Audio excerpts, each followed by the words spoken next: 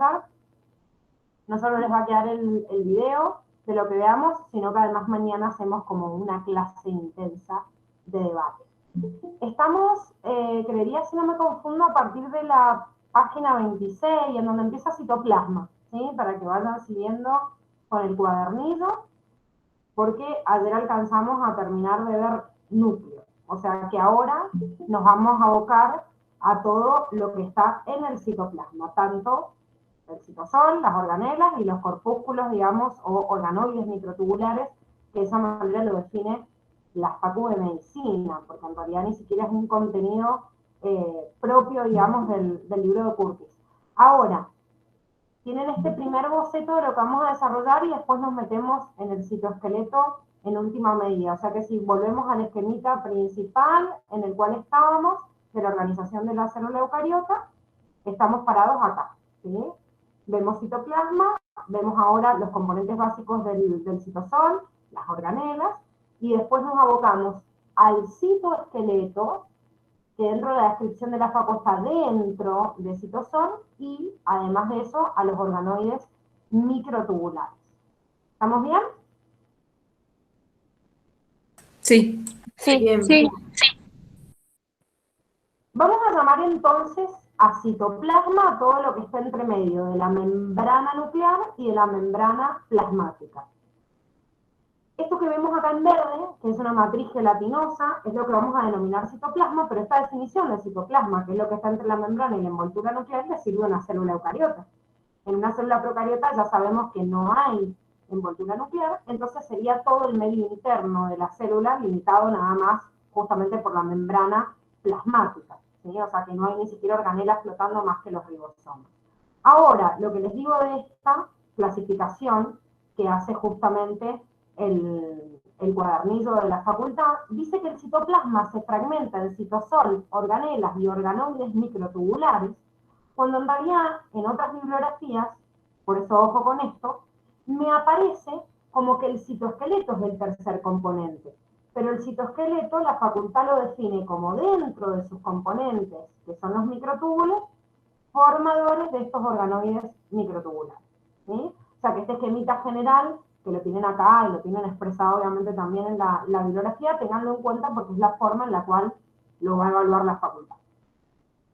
Bien, tienen un apartado y un ensayo, que es un ensayo de Curtis en esta primer parte, no para ahondar mucho, pero sí para que le presten atención y obviamente lo lean porque sabemos que todo es susceptible de ser tomado, que les habla un poquito de cómo yo puedo separar estos componentes que vamos a estudiar ahora, que son las organelas y los componentes interiores del citoplasma.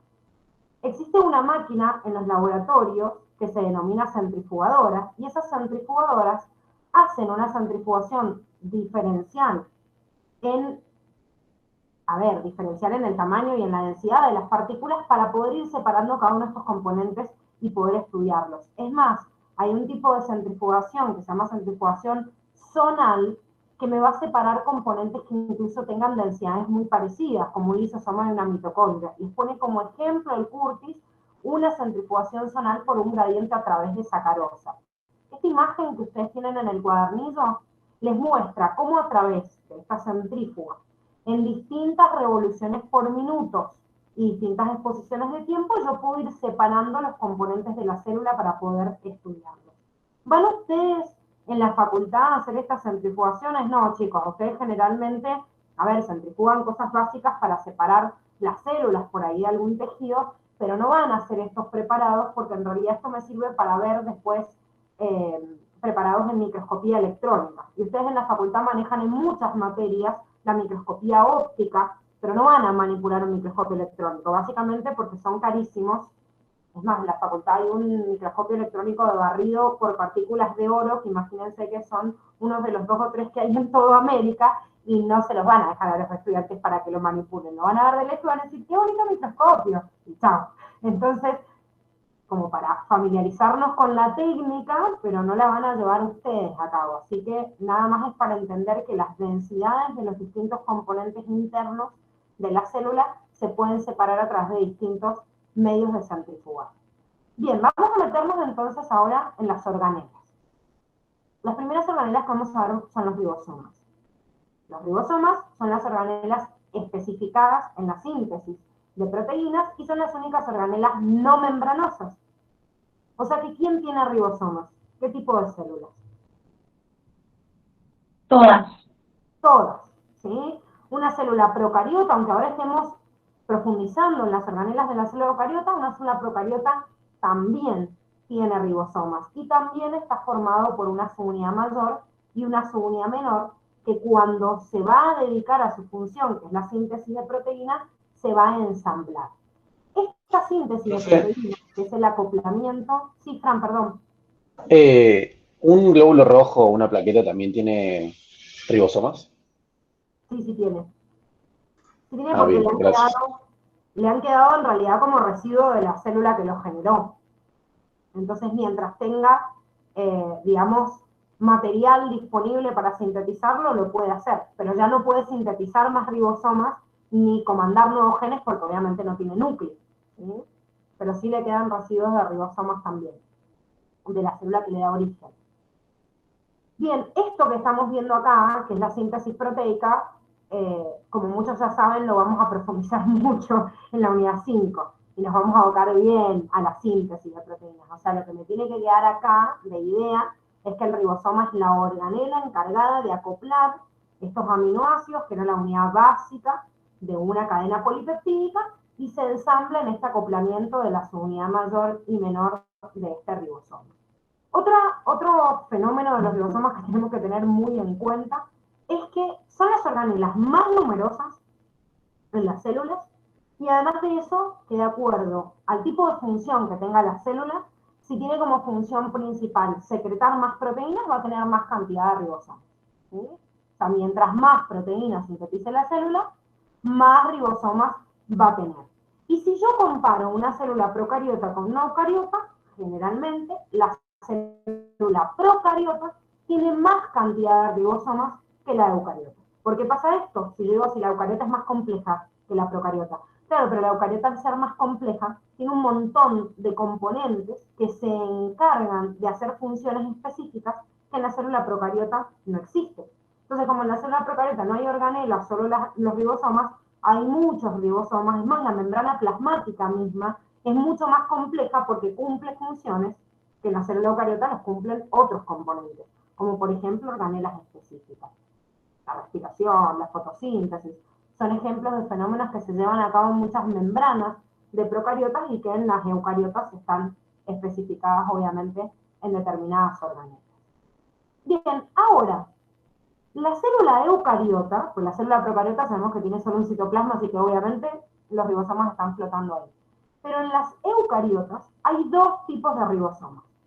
Un ribosoma libre, que está flotando en el citoplasma y que se encarga de fabricar proteínas de uso interno de la célula, y otros ribosomas adheridos a una organela que forma parte del sistema endomembrana que vemos ahora, que se llama retículo endoplasmático rugoso, y que se encarga de fabricar proteínas que se incrustan en la membrana o que se mandan afuera, ¿sí? Estas pelotitas que vemos en azul, que me estarían representando los ribosomas, estarían adheridos al retículo endoplasmático rugoso para sintetizar proteínas de la membrana o de exportación, y ribosomas libres, como estos puntitos que están acá, flotando en todo el citoplasma, que sintetizan proteínas de uso propio de la célula, ¿sí? Esta clasificación, como dije recién, es solo de la célula eucariota, ya que la procariota obviamente no tiene otro tipo de organela. Ahora, tienen en común tanto la célula eucariota como la célula procariota, que sus ribosomas tienen una subunidad mayor y menor, como los presentamos recién, formados por ARN, un tipo de ARN específico que se llama ARN ribosomal y que se sintetiza a partir del ADN de la célula, y proteínas que se llaman ribonucleoproteínas. Esto es una característica común. Lo que no es común es el tamaño. Esta unidad de medida que vemos acá, este S no significa S de segundo, o sea, de tiempo, sino que es una unidad de medida en la centrífuga, en este aparato del cual estábamos hablando, que en realidad me indica la inicial del apellido del investigador en alemán que descubrió esta técnica. O sea, en realidad no es significativo, ni siquiera se los profundiza Curtis. Lo que sí tienen que tener en la cabeza es como una unidad de densidad o de tamaño, pero por unidad de tiempo. O sea que no es específicamente un tamaño, pero en la mente me lo puedo representar como decir, bueno, mientras más chico sea, esta S, más chico es. Pero no es directamente proporcional. ¿Por qué? La subunidad mayor de un procariota que tiene sus ribosomas 70S mide 50S y la subunidad menor mide 30. Eso quiere decir que si yo sumo estos dos y sería una unidad de peso, me daría el mismo número. Sin embargo, no. ¿Qué quiere decir esto? Vamos a la imagen que tiene el Curtis, que por ahí se entiende mejor. Si yo centrifugo este ribosoma completo de una célula procariota en la centrífuga, precipita en un tiempo que es menor a centrifugar por separado su subunidad mayor y su subunidad menor. O sea, esto se demora 50S, esto 30, pero en conjunto, en vez de demorarse 80S, se demora 70. Eso quiere decir que me da una idea de que acoplándose en el espacio, disminuyen su volumen en relación a su peso y de esa forma pueden precipitar más rápido que si están por separado. Y lo mismo sucede con las células eucariotas. Tienen un ribosoma completo que la subunidad de esta unidad de medida en la centrífuga mide 80S, pero por separado la subunidad mayor mide 60 y la menor 40. ¿Sí? Esto es lo que tienen en el cuadrito que está en el apunte de clase, y la determinación de cada una de las subunidades separadas y la cantidad de proteínas que tiene cada una de esas unidades mayores y menores es la misma información que tienen acá. Chicos, este es un dibujo de Curtis, de una página que toma la Facultad de Ciencias Médicas. Eso quiere decir que me pueden hacer en una pregunta tipo, no sé, la subunidad menor de la célula eucariota tiene 49 proteínas. ¿Sí? Y me dice, ¿por qué miércoles me están preguntando esto? Sí, se los pueden tomar. ¿Sí? Es una información que está en la misma imagen y por eso les hemos hecho el cuadrito en el apunte de clase detallado, porque son todas, o sea, información en cuanto a cantidad de nucleótidos y proteínas de cada subunidad que se las pueden preguntar. Vamos al sistema endomembranas. A mí me gusta hablar del sistema endomembranas como si fuera una fábrica de la célula. Nosotros sabemos que en todas las fábricas necesitamos meter materia prima y tenemos máquinas que se encargan de un funcionamiento. Vamos a hacer de cuenta que este sistema endomembranas, que está compuesto en la célula por el retículo endoplasmático rugoso, liso, el complejo de Golgi, las vesículas o vacuolas y los lisosomas, son una fábrica de chocolate. Ya que me gusta el chocolate, obviamente, casi siempre pongo esa comparación. Ahora, pensemos, si yo tengo una fábrica de chocolates, ¿qué insumos le tengo que meter a esa fábrica? ¿Qué necesito para fabricar chocolate? Y cacao, azúcar. Leche, manteca, ¿sí? Esos son insumos para una fábrica. Si vamos a la homología con la célula, ¿cuáles son los insumos que necesita una célula para meter y sintetizar después otras cosas?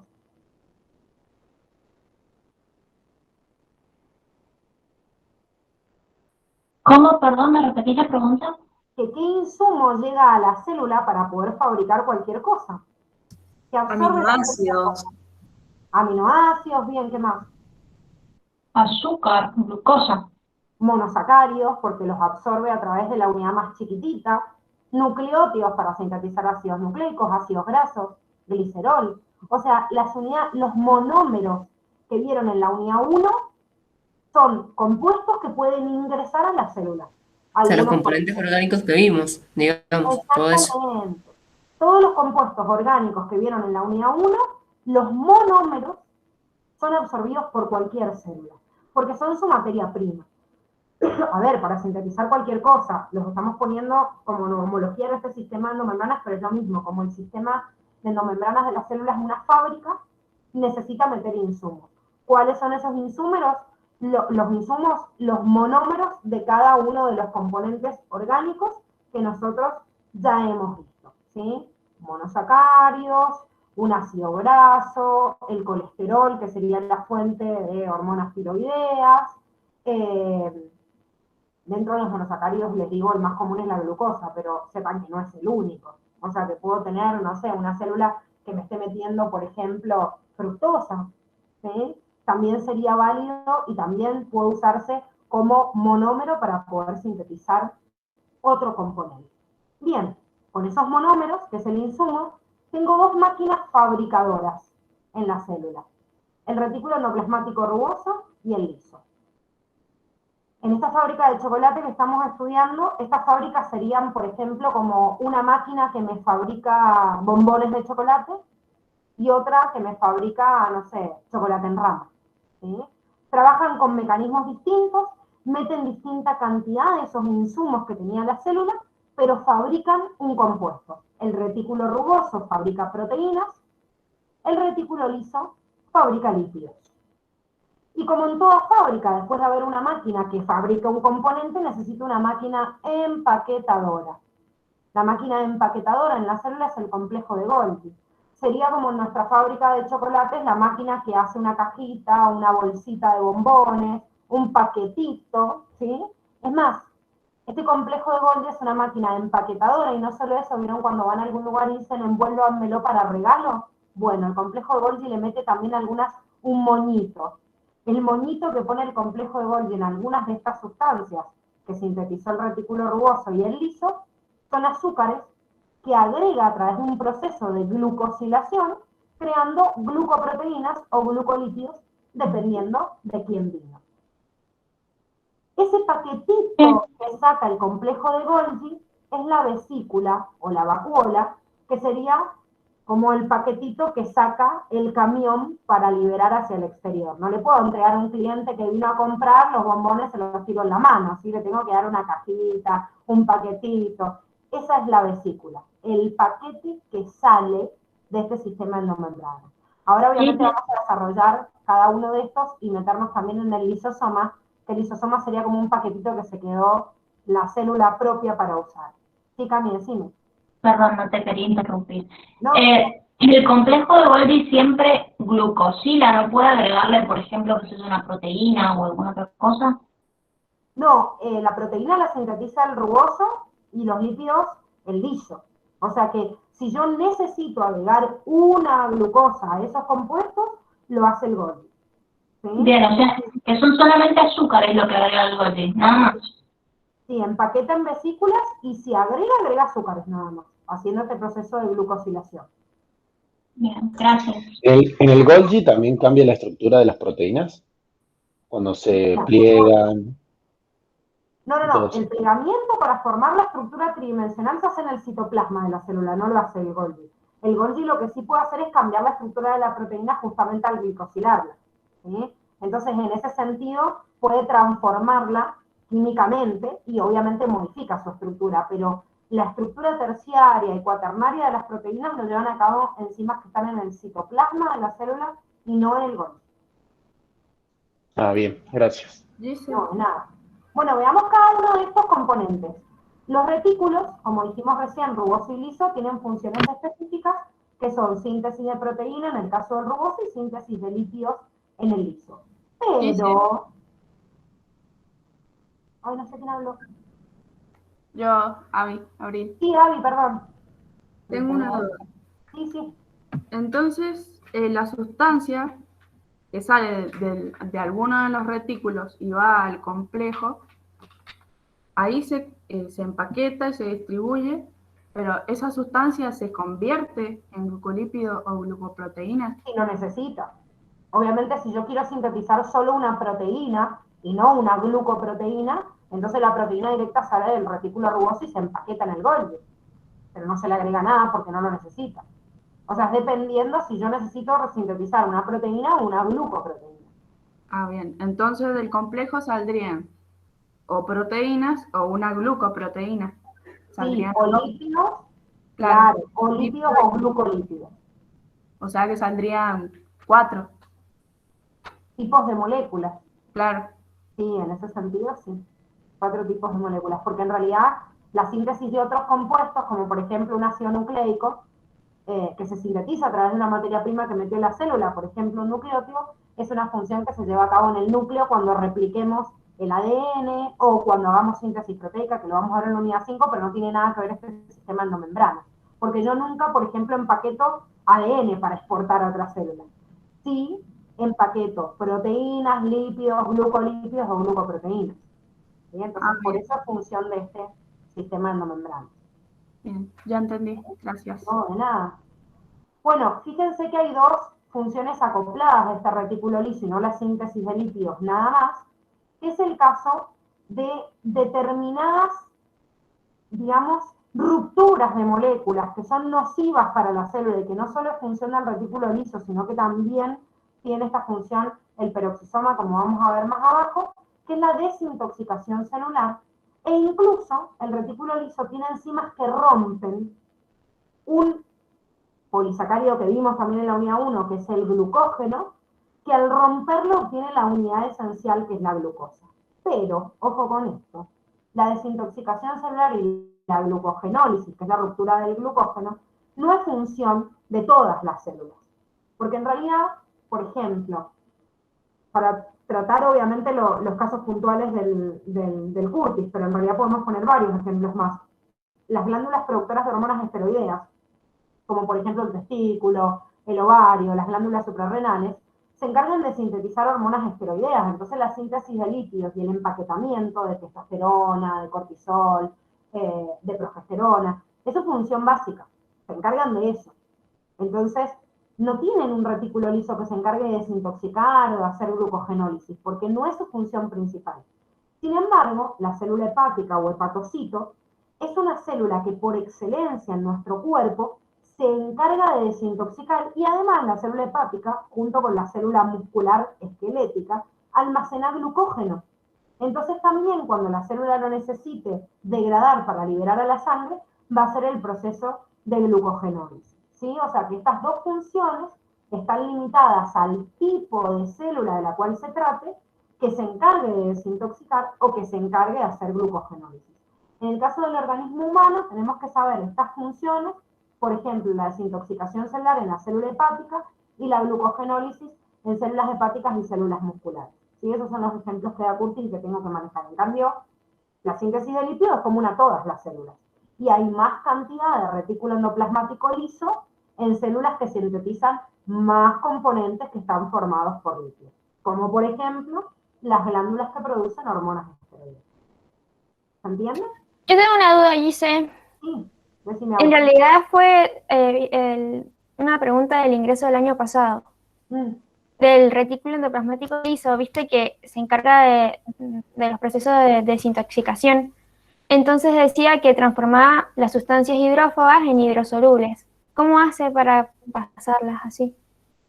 Anexándole componentes que las vuelvan sustancias polares para que se disuelvan en componentes polares. Ah, bien.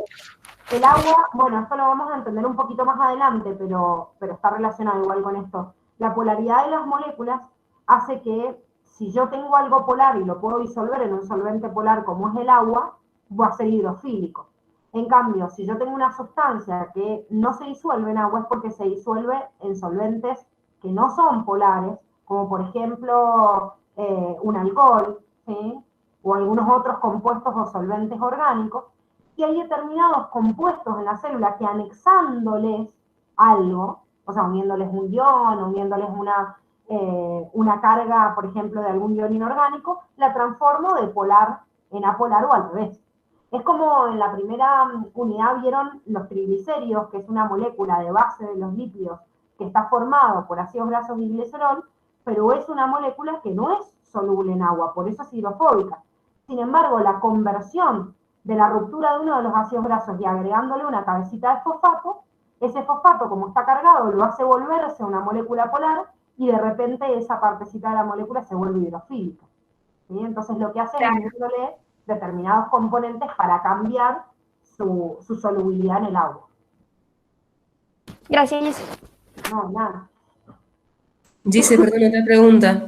Sí. Como ejemplo de glucogenólisis, habías dicho las células hepáticas y las musculares, ¿puede ser? Exactamente. Ah, bien, listo. Gracias. Porque son las células que pueden fabricar en realidad glucógeno. Entonces, ojo con esto porque cuando yo tengo glucosa, esto lo vamos a averiguar más adelante, pero cuando yo tengo glucosa y sintetizo glucógeno, lo hago a través de enzimas que están en el citoplasma de la célula. Pero cuando tengo glucógeno y lo degrado, lo hago a través de estas enzimas que están adheridas al retículo endoplasmático liso.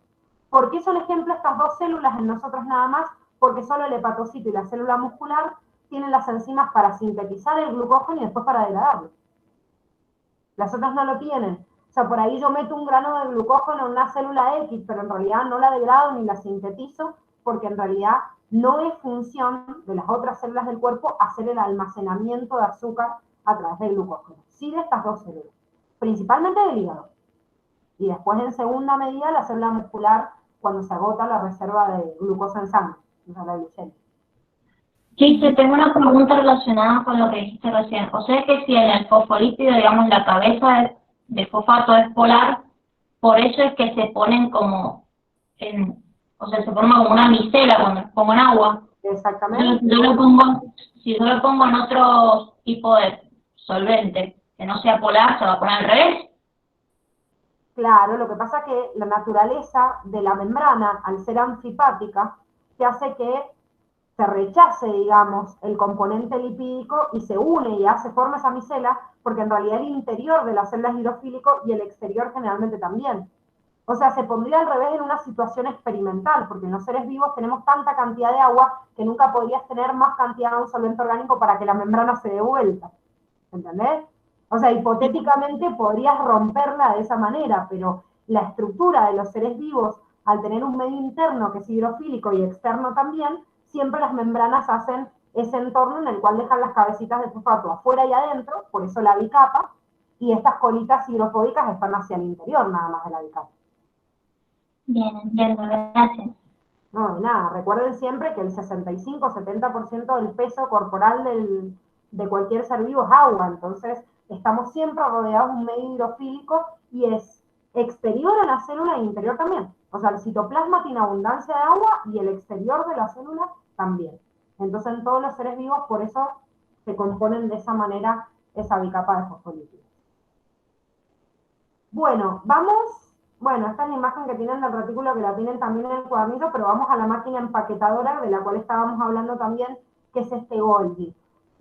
Como dijimos recién, podemos tener la glucosilación agregada de azúcares si lo necesitamos, pero lo importante es que hay una compactación, un empaquetamiento y una envoltura en esta vesícula para que salga hacia el exterior. Si yo veo el complejo de Golgi, no veo una diferencia entre una cara y la otra. Sin embargo, tienen que saber que la cara o la región cis y trans del Golgi se define de acuerdo a su ubicación en la célula.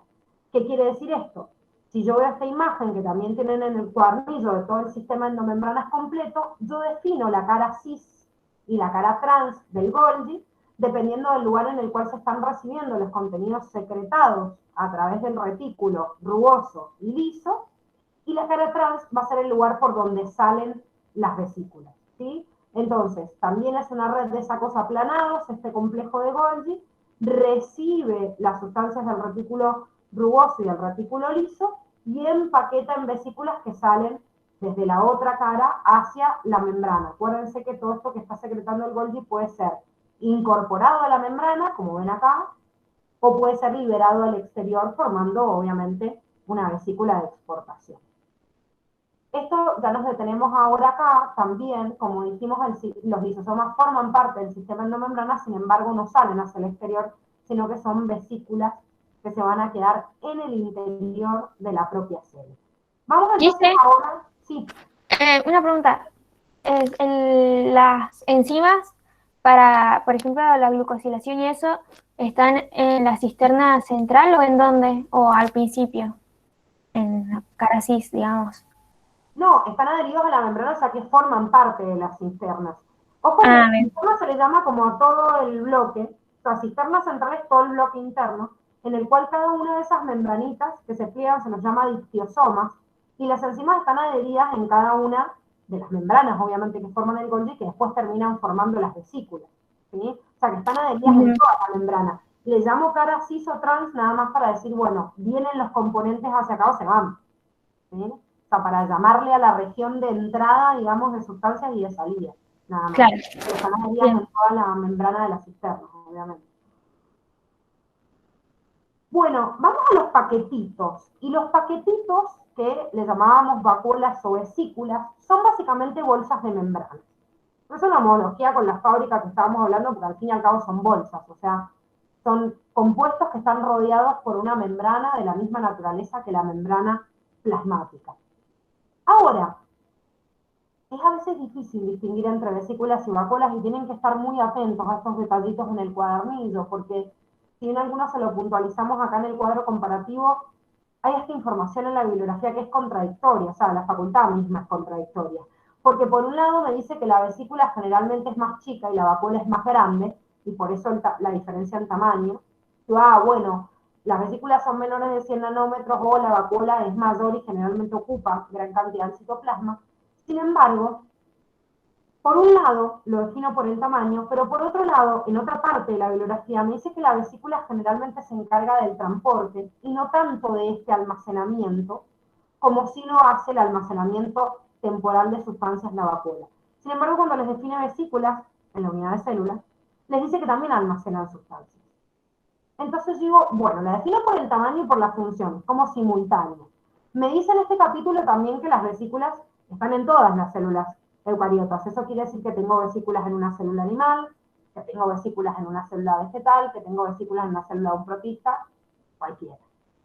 Pero la vacuola me dice que en la mayoría de las células de plantas y hongos está presente esta vacuola, como dándome ejemplo de la gran vacuola de almacenamiento generalmente de agua o sustancias de reserva, vacuolas que me ocupan del 30 al 90% del volumen de todas las células, y me da a entender que en realidad esa vacuola existe en estos tipos de células y, por ejemplo, no lo encuentro en células animales.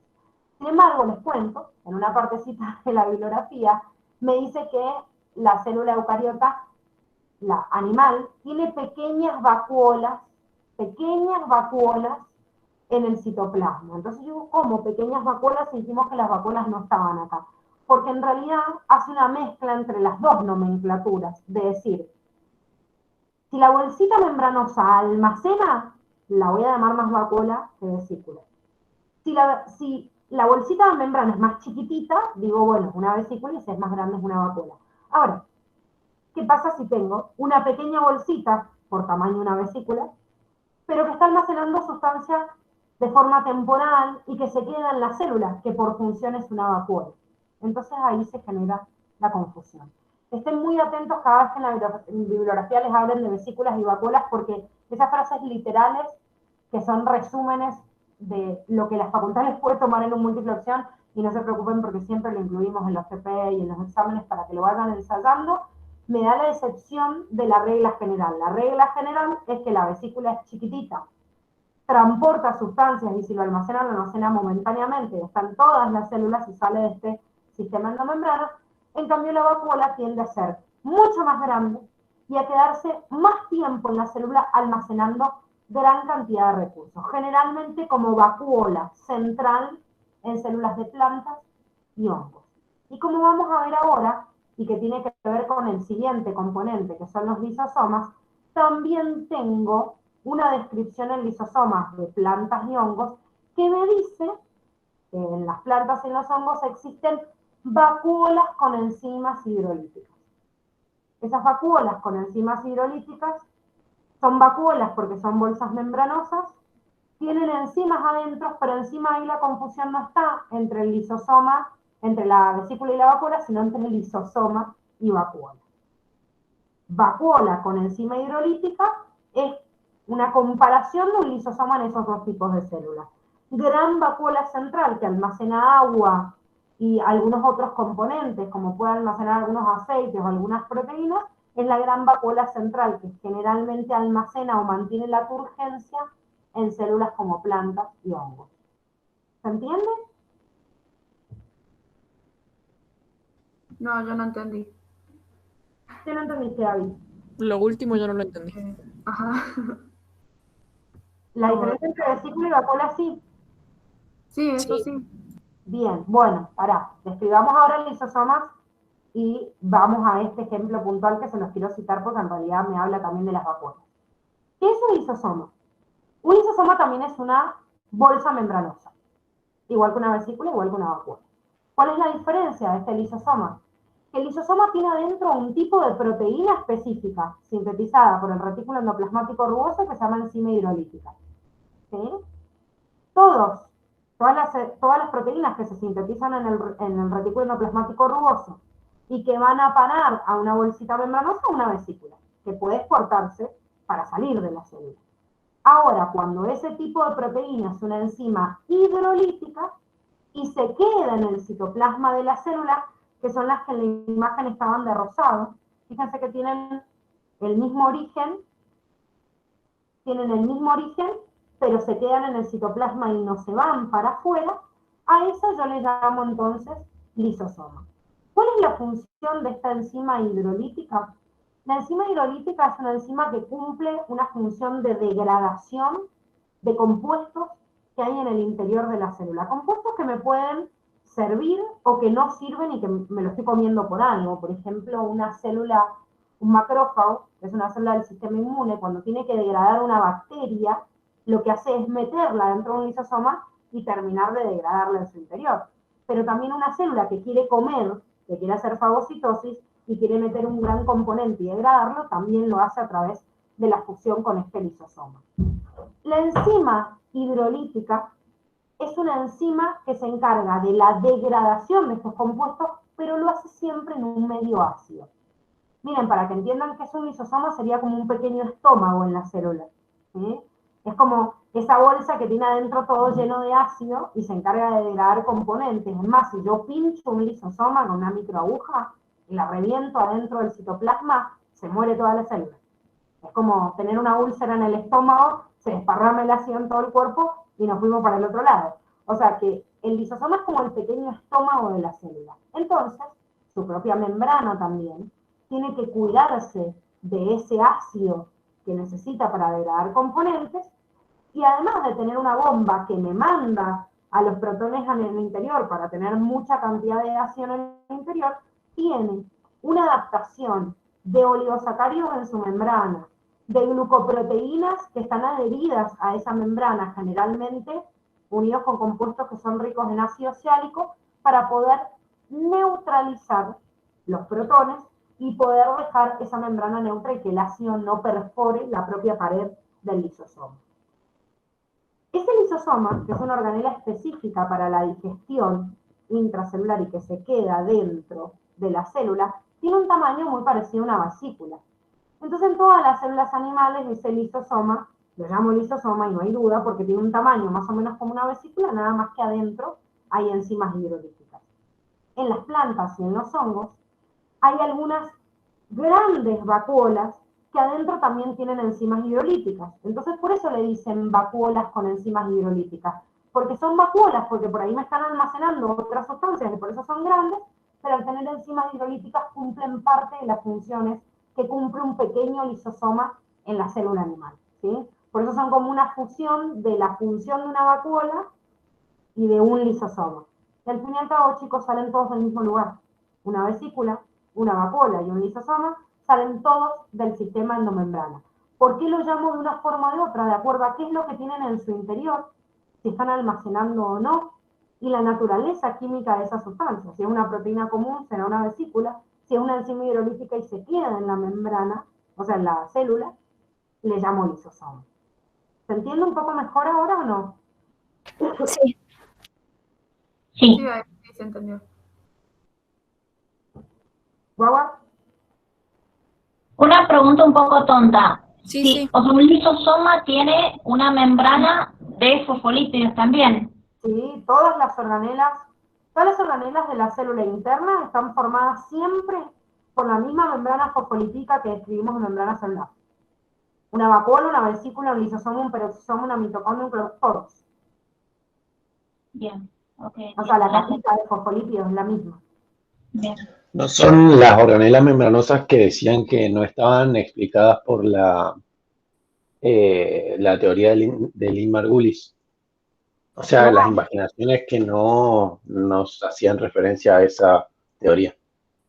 Claro, perfecto, Fran. El tema es que, o sea, obviamente la teoría endosimbiótica te hace la diferencia entre el proceso de endosimbiosis que generó una mitocondria, un cloroplasto, y todas las otras organelas que se pueden imaginar a partir de la membrana. Pero más allá de eso, haya sido por endosimbiosis, una que se comió a otro, o haya sido por invaginación, si yo miro la naturaleza de la membrana de una mitocondria y un cloroplasto, aunque sea en evidencia de la teoría endosimbiótica, o miro la naturaleza de la envoltura misma del núcleo, del lisosoma, un peroxisoma, todo siempre es una bicapa de fosfolípidos. Bueno, a excepción obviamente la envoltura nuclear, que es una doble bicapa, porque si yo meto una invaginación desde adentro me queda una doble capa envolviéndolo. Pero cada una de las membranitas que yo veo siempre una bicapa de fosfolípidos. ¿Se entiende? Sí, se entiende, gracias. Esto es importante, la diferencia entre un lisosoma primario y secundario, pero lo vamos a entender un poquito más después cuando veamos otras unidades en las cuales se complementa también cuando se forma un lisosoma secundario. Pero para que se pueda entender esto que me habla de la fusión de un lisosoma primario con algo que viene desde afuera, el lisosoma primario es la vesícula que acaba de salir del sistema de endomembranas, que tiene adentro un montón de enzimas empaquetadas, pero está nuevita, es como un lisosoma bebé, se acaba de fabricar. Ahora, acabamos de decir que el lisosoma es como un estómago de la célula. Entonces, cuando el estómago está lleno, quiere decir que se tragó algo. ¿Qué se tragó? Se puede tragar algo que viene de afuera o algo de la propia célula que quiere regenerar. Cuando se fusiona un lisosoma bebé, que es este primario, con lo que yo me quiero comer en la célula, se une en uno, es lo que se llama lisosoma secundario. ¿Sí? Por ejemplo, yo les puse el ejemplo recién de un macrófago, que es una célula del sistema inmune, mete, por ejemplo, una bacteria para comérsela. Bueno, la vesícula que tiene a la bacteria con el lisosoma primario fusionado se llama lisosoma secundario. Y encima me está definiendo algo que viene desde afuera. Entonces le llamo heterofagosoma, porque viene de afuera. ¿Sí? Soma, de cuerpo celular, fago, de comer, hetero, ¿sí? Que está de afuera o distinto a lo propio. En el cuerpo celular se está comiendo algo que viene de afuera. En cambio, en el lisosoma secundario, que se forma por un primario y por un componente interno de la célula, por ejemplo, tengo una mitocondria media vieja y ya no me sirve, y la quiero digerir, el lisosoma primario se fusiona con una mitocondria propia y forma un lisosoma secundario que se llama autofagosoma. ¿Sí? Auto de propio. Entonces, soma en el cuerpo celular, fago, comer, auto, propio. Estoy comiendo algo propio de la célula. Obviamente porque ya no le sirve más. Porque está vieja, porque no cumple su función. Tienen señalizadores moleculares de decir, chao, vos te fuiste porque no estás cumpliendo tu función de forma adecuada. ¿Dice? Sí.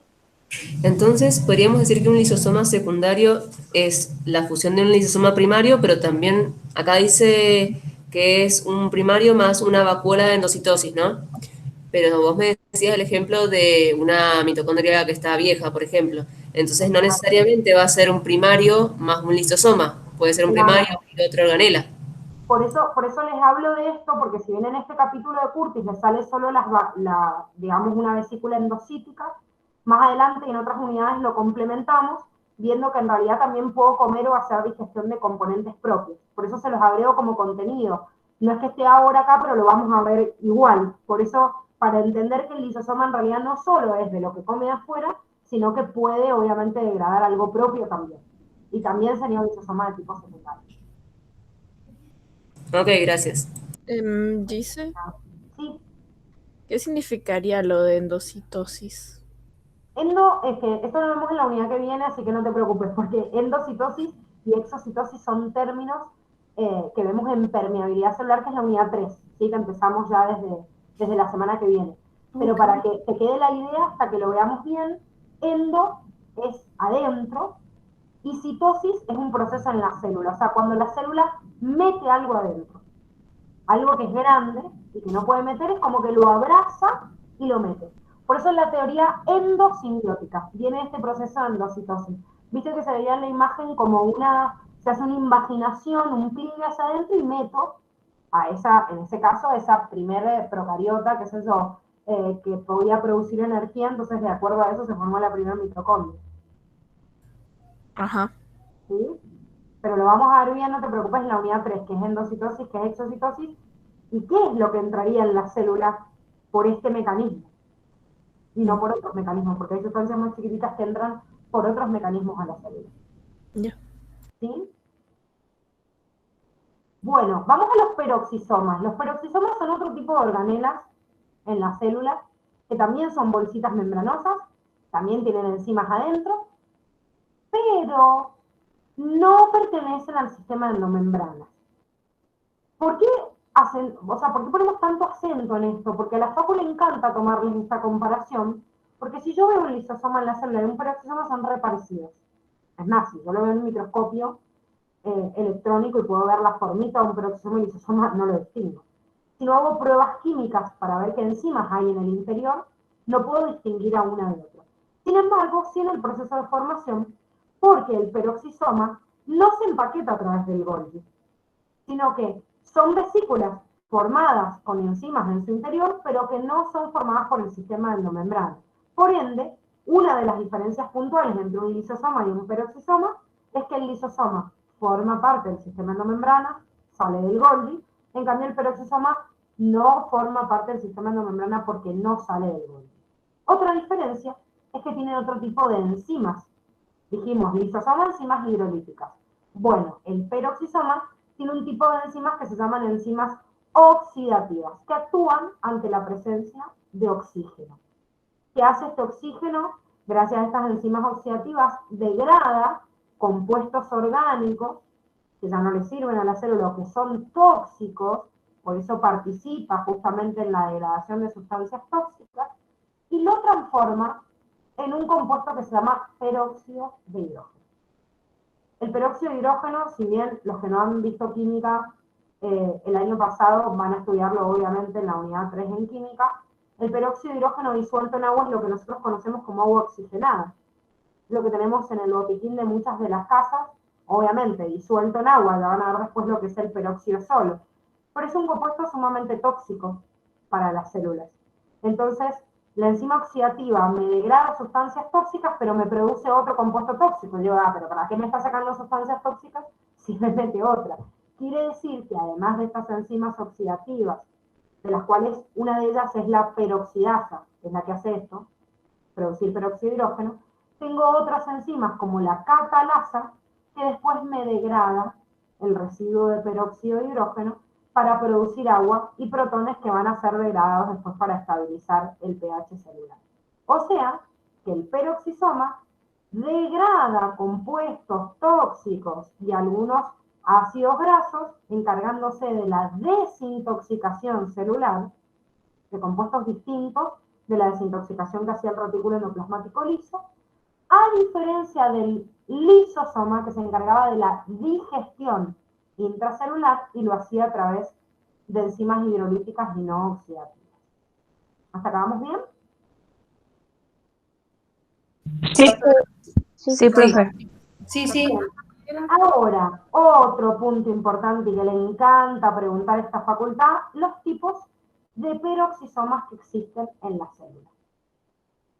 El peroxisoma como peroxisoma lo definimos como una organela que degrada sustancias tóxicas, se encarga de la desintoxicación celular. Bien, en las células animales existen peroxisomas con estas funciones y hay en algunas donde está mucho más desarrollado. Por ejemplo, célula hepática.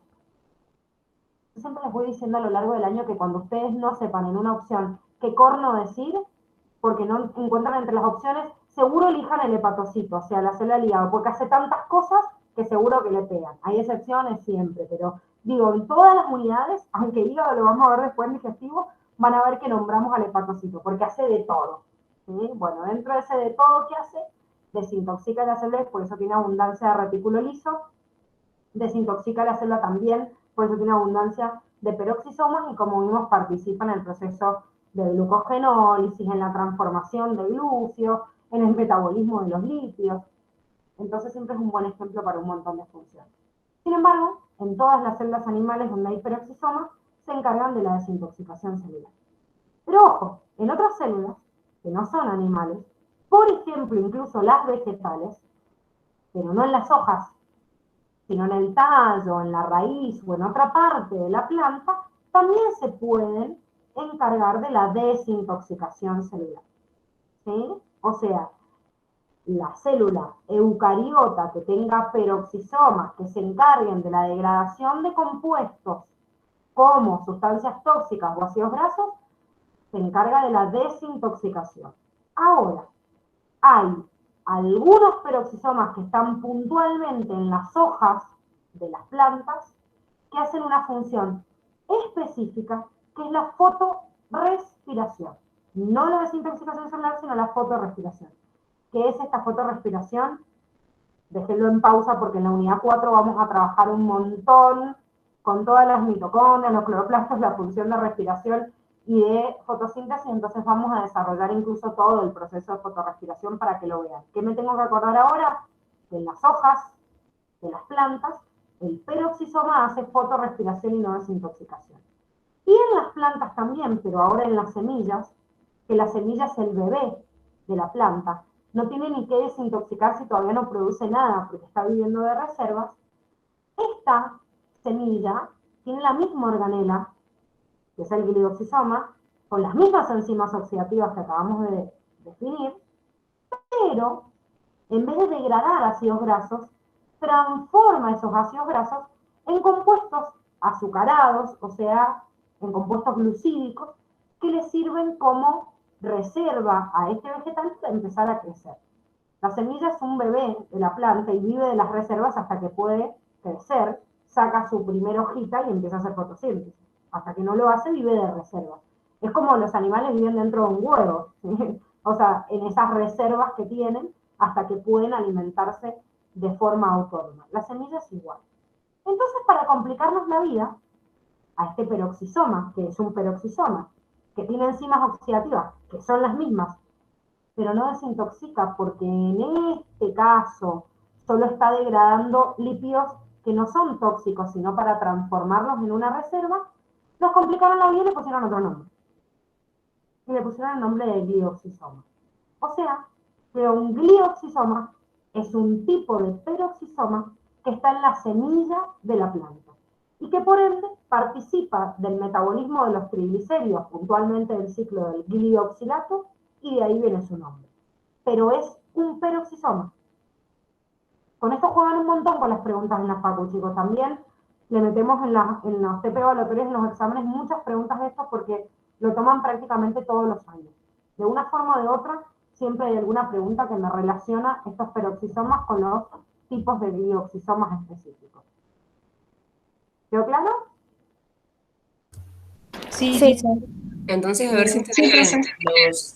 Los glioxisomas también son peroxisomas. Si nos los preguntan así, decimos que sí. Exactamente. Bien. Exactamente, tenés que ver cómo te lo preguntan y cómo te redactan la opción, pero son tipos de peroxisomas que están solo en las semillas de las células vegetales. Pero son peroxisomas. Ok. O sea que si a mí me dicen que un peroxisoma puede tener como función la desintoxicación, la fotorrespiración o el metabolismo de triglicéridos como esto, tengo que decir que es correcto. Porque por más de que el glioxisoma es un nombre particular de un peroxisoma, si yo digo que existen peroxisomas que se encargan del metabolismo de triglicéridos, es correcto. Y digo, ay, no, pero si yo estudié como que el peroxisoma, su función era la desintoxicación celular. Claro, sí, pero esta es una excepción. Este participa en el ciclo del glioxilato y sería un tipo de peroxisoma. Bien, vamos a los dos tipos de organelas que nos faltan, que también están muy empardadas en sus funciones, porque son como antónimos, y por eso se los estudia siempre en parecido, y aparte ya hemos hecho una pequeña introducción cuando vimos la teoría endosimbiótica. Estas dos organelas son mitocondrias y cloroplastos. Sabíamos que tanto mitocondrias como cloroplastos son organelas que se estudian, digamos, en paralelo porque son evidencia de la teoría endosimbiótica y sabemos que tienen ADN propio, se reproducen por fisión binaria, tienen dos sistemas de endomembranas porque en realidad cubren justamente una placa que en realidad cuando se endocitó una bacteria a la otra, se quedó esa membrana externa de la vesícula misma endocítica con su membrana interna. Entonces fue evolucionando en conjunto, pero siempre aparece este doble sistema de membranas. Y encima, en estas organelas, tanto en la mitocondria como en el cloroplasto, hay una participación muy importante en el metabolismo, con la diferencia que la mitocondria participa en la respiración celular, en cambio, el cloroplasto, que es un tipo de plástido, participa en otro proceso metabólico, que es la fotosíntesis. Un proceso que es anabólico en vez de ser catabólico. Entonces, primero ordenemos la clasificación. Mitocondrias es una organela que participa en funciones catabólicas y que está en todas las células. El cloroplasto, que está en células eucariotas, que son fotosintéticas como células de plantas y algas, forma parte de una familia que se llaman plástidos, de organelas que también tienen un doble sistema de membranas, pero en vez de almacenar clorofila, almacenan otra cosa. En el caso del leucoplasto, almacenan sustancias como el almidón o gotitas de aceite. En el cromoplasto almacena pigmentos y el cloroplasto almacena clorofila. Pero al fin y al cabo participan del mismo, o sea, de la misma función que es el almacenamiento de sustancias y tienen este juego de membranas de la misma manera. Miren una mitocondria, como yo visualizo la membrana externa, la membrana interna replegada. Esto lo vamos a ver también en la unidad 4 y lo vamos a repasar. Estas son las enzimas que producen justamente la ATP y por eso la mitocondria es una célula, es una organela celular que se encarga de una función catabólica. Y tienen dos espacios, espacio intermembranal, matriz.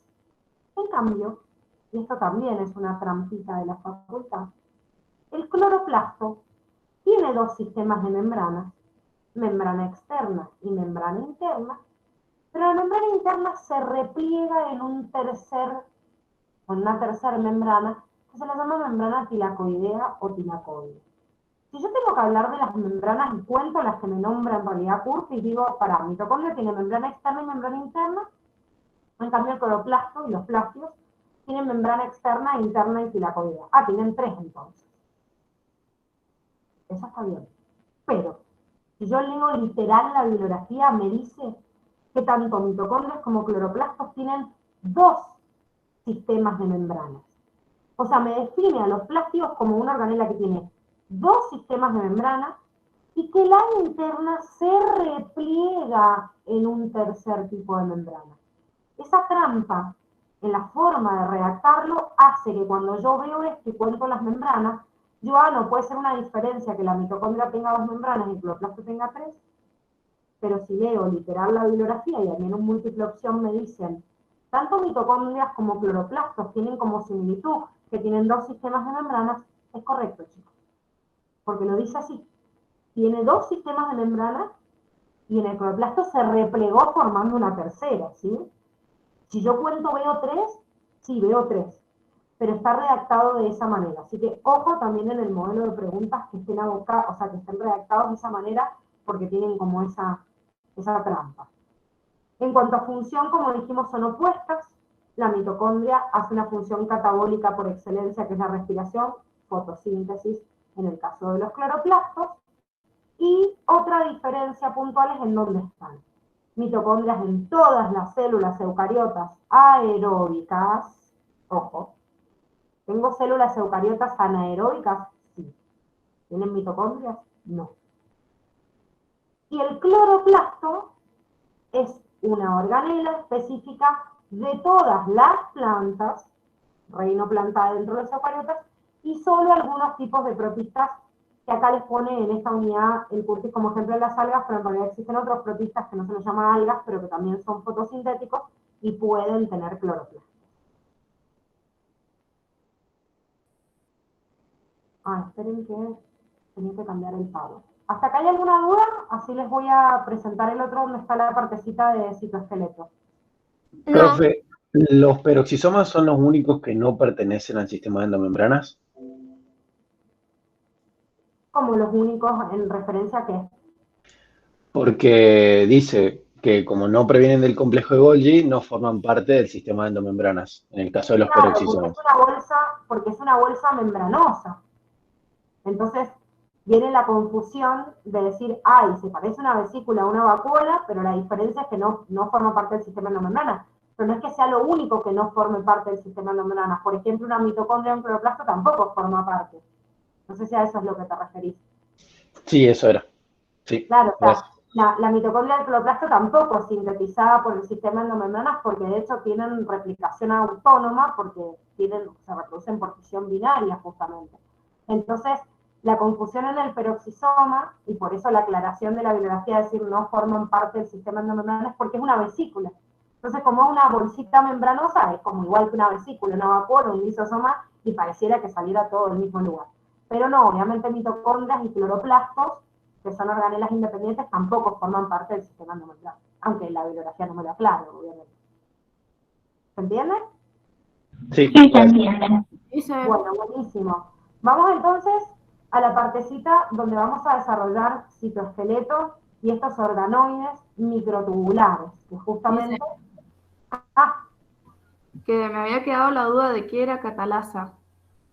Catalasa es una enzima que está dentro del peroxisoma y que se encarga de degradar el peróxido de hidrógeno, que producen otras enzimas. María Curtis no se lo dice, pero la otra enzima que produce el peróxido de hidrógeno se llama peroxidasa. Entonces la peroxidasa lo produce y la catalasa lo escinde, o sea, lo rompe, para que no intoxique la célula. Y libera agua y protones. ¿Sí? Es una enzima que está dentro de los peroxisomas. ¿Se entiende? Pero las catalasas no estaban en los lisosomas.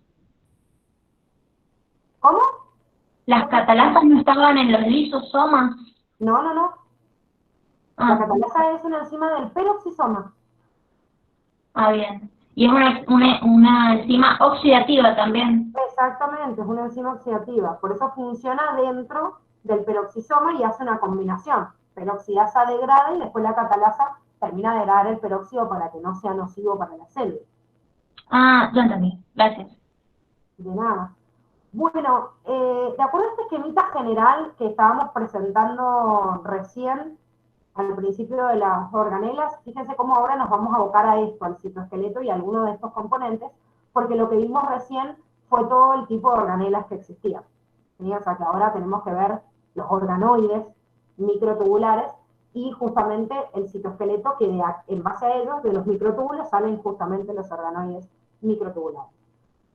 El citoesqueleto es una red, un entramado fibroso de la célula, que le hace parecer algo así como si fuera una gran tela de araña, ¿sí? Creo que siempre la célula nos las dibujan como que las organelas están perfectamente flotando en un citoplasma y eso no existe. Tienen redes o rieles en los cuales corren, y estos rieles están formados por tres tipos de fibras. Microfilamentos o filamentos de actina, que son los más chiquititos, filamentos intermedios, que son intermedios en tamaño, y microtúbulos, que son los más grandes y están formados por otro tipo de proteínas formando un tubo hueco. Tienen un cuadrito comparativo en el cuadernillo, pero lo que les falta, y que por eso se los agregué acá, que me gusta esta imagen, es el lugar o la ubicación en la cual encuentro cada uno de estos componentes del citoesqueleto en la célula. El microfilamento, filamento de actina, es una malla que envuelve la membrana de la célula. Es todo esto que vemos en rojo. Incluso cuando tiene proyecciones citoplasmáticas la célula, como vamos a ver más adelante, esto que se llaman microvellosidades, está envuelto por filamentos de actina. Los filamentos intermedios me forman toda una red en el medio, irregular, que parece esta tela de araña que yo les decía, en el interior, le da forma a la célula y a la membrana también. Acá sí yo tendría que buscar también esta línea celeste alrededor de la membrana porque envuelve justamente a la lámina nuclear, que sería la envoltura externa de la envoltura nuclear. Y los microtúbulos se ordenan desde un punto, que ahí donde yo les he puesto el láser, que es el punto desde el cual estarían saliendo estos microtúbulos, que se llama centrosoma. Centrosoma es el centro organizador de microtúbulos, de los cuales se empiezan a tejer un montón de estos microtúbulos que forman funciones, o sea, estructuras con funciones distintas que vamos a ver ahora a continuación. Pero salen todos enlazados desde ese punto, que es una zona que está cerca del núcleo de la célula. Este cuadrito comparativo que ustedes tienen en el apunte de clase, les hace justamente una comparación en cuanto al tamaño, la estructura y la función de cada uno de estos componentes.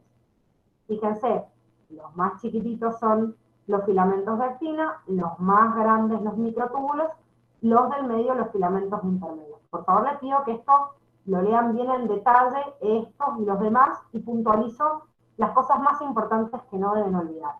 ¿Por qué un filamento de actina siempre mide 6 nanómetros y un microtúbulo mide 22? En cambio el filamento intermedio tiene una dimensión entre medio. ¿Por qué pasa esto?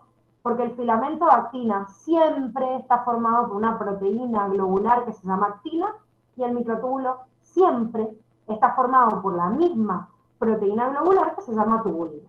En cambio, el filamento intermedio primero está formado por proteínas fibrilares y no globulares, pero además depende del tipo de célula. Entonces, cuando yo digo de 7 a 11 nanómetros, quiere decir que depende del tipo de proteína que forme el filamento intermedio en esa célula, va a ser justamente el tamaño o el diámetro que va a tener ese filamento intermedio.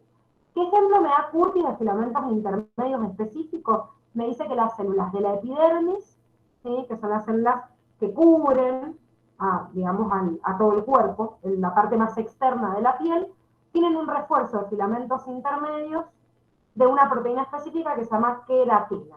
Bueno, la queratina es un ejemplo de proteína fibrilar que forma un filamento intermedio, ¿sí? Otros ejemplos más los vamos a ir viendo en otras unidades y en tejidos cuando abordemos biología humana, pero es importante entender por qué esta dimensión es distinta a la de las otras, que es constante. Quiere decir que este es un esquema representativo de un filamento intermedio, siempre por proteínas fibrilares, como en forma de fideos, que es su estructura terciaria. En cambio, el filamento de actina siempre es un doble collarcito así de perlas, que cada perla le llamo actina G, y a todo este collar actina F, que significa actina fibrilar, o sea, conjunto de actinas, y la tubulina, que son estas dos pelotitas que vemos acá, que la han pintado en verde claro y verde oscuro, que es el dímero de tubulina, forma todo una columna y se va enroscando formando un tubo hueco, que es lo que conocemos como microtúbulo. Por más de que las funciones de cada uno de estos filamentos sean distintos, depende de dónde esté ubicado, es, si yo digo el microtúbulo participa en la división celular y el filamento actina también, claro, pero no en la misma forma de la división celular, porque justamente no está formada por la misma proteína y no está en el mismo lugar en la célula, y por ende no participa del mismo mecanismo dentro de la división celular. Por ejemplo, el filamento de actina dijimos que envolvía toda la membrana. Entonces, el filamento de actina participa en la división. ¿Pero en qué división? Y en la división, por ejemplo, del citoplasma de una célula animal cuando se estrangula. Si esto que está marcando mis manos serían la célula animal cuando se divide hace esto, ¿sí? Se estrangula y se divide. La célula vegetal no, porque revienta la pared, no lo podría hacer, pero la célula animal hace esto y esto. Bueno, este mecanismo en la división celular es facilitado por estas proteínas actinas que forman los filamentos de actina en la célula. En cambio, el microtúbulo también participa en la división celular, pero en otra cosa. Por ejemplo, en el movimiento de los cromosomas, cuando se forma el uso mitótico y tienen que tirar para atrás cada uno de sus componentes, ¿sí? O sea, cada una de las cromátides que forman ese cromosoma. Entonces, participan ambos en la división, pero no las mismas funciones.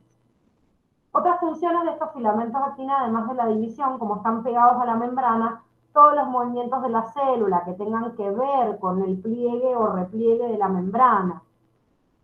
El acoplamiento con proteínas contráctiles como la miosina, porque también la actina es una proteína contráctil. Y la protección de esta membrana o el formado de estos deditos que estábamos mirando recién en esta imagen acá, que son microvelocidades, es gracias a los filamentos de actina que se posicionan en ese lugar.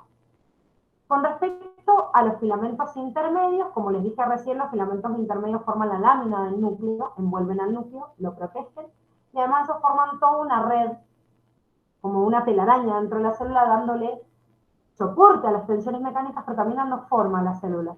Por ejemplo, ¿vieron que las neuronas tienen esa forma estrellada? Que nos dibujan siempre.